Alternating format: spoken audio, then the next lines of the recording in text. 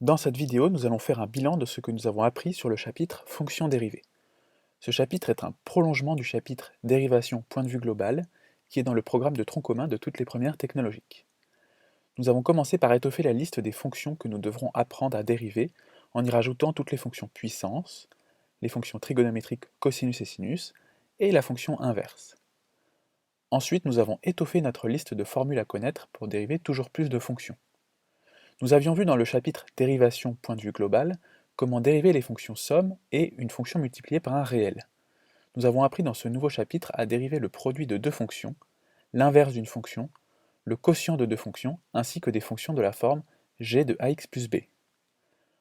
Pour pouvoir utiliser ces formules à bon escient dans des exercices de dérivation, nous avons appris une méthode en 5 étapes, la méthode IDRAS, qui est constituée d'une étape d'identification, où on identifie quelle formule nous allons devoir utiliser, puis une étape de dérivation, où nous dérivons toutes les fonctions associées, une étape de restitution dans laquelle nous rappelons la formule vue dans le tableau précédent, une étape d'application de cette formule, et enfin une étape de simplification du calcul.